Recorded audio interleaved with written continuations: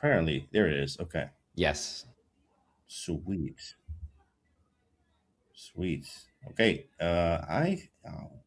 Slight favorite. I think Bibisara has been playing incredibly strong lately.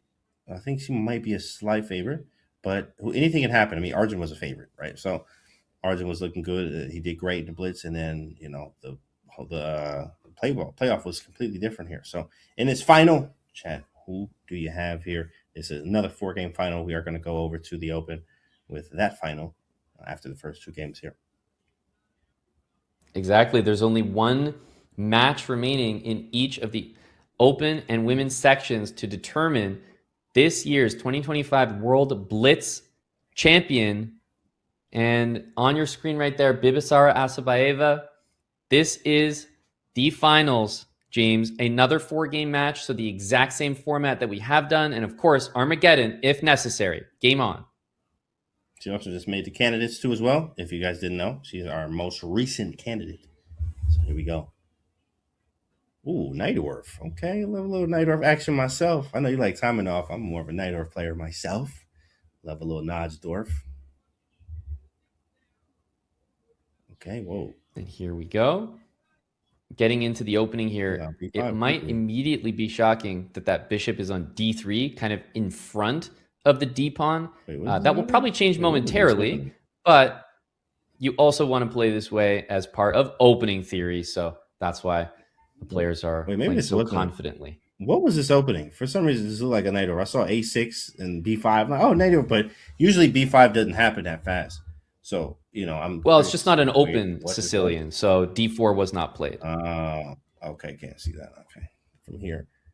And we are getting the board up for you guys in just a moment. FIDE did not yet have the DGT available, but we have it for you now.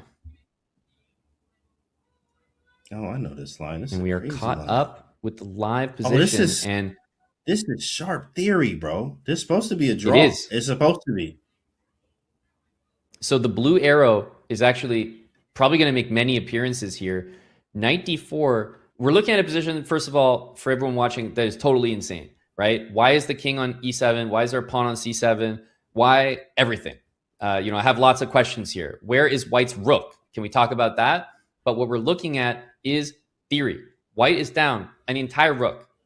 Okay, it's missing from the board, and that is not an error with the relay. A pawn is 1 square away from queening. G6 has just been played. There is a lot going on in this position that it's difficult to present in a way that's truly digestible for everybody. But what I will say is that we are in known territory, and one single mistake can lose the game for either side. And I think here is a repetition from the theory, like knight c6. And one of them is wrong, and I can't remember his d7 or e8. So we got to be careful here.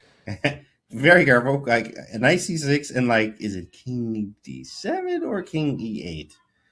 But one of them loses immediately, and I'm trying to figure out which one that was. Can't remember. Knight c6, king e8. There's some way you get mated as black if you don't know this. So yeah, scary. Knight c6. That's right. And look at the clock. If you had to guess here who is more prepared, at the moment you'd have to feel like Bibisara is the one that is a bit more confident. Look at the clock. It's 13 seconds above the starting time. That's right. 3 minutes, 13 seconds. I know it's tough to see from this angle, but that is over the starting time. And meanwhile, going under a minute is Anna Muzychuk. And if you're under a minute, you don't have the theory perfectly in your memory, and you're sitting here saying, well, I'm also down a rook. Hold on a sec. Yeah, at what point do you start to get nervous? You don't remember the next move. All of a sudden, you can lose the game. But I will say bishop to e3 is the correct move. It is the best move, and the theory continues. Bishop e3 with a knight c6 check was going to be very vicious. Here we go. Okay, yes. There we are. We're still in theory, boys. I think it's knight b8, and they repeat or something. Maybe knight d4. King takes c7, though. Yeah, you're supposed to repeat. I know that. It's great. It's draw. And a draw agreed. More time on the clock than when she started for Assaubayeva there. Talk about theory. This is what chess looks like played at the highest level. This is peak performance. That is that all theory to make it a draw. And she's like, "Yo, was this what happens on this line?" Like, yeah, it's theory. It's theory. I'll see you in a few minutes.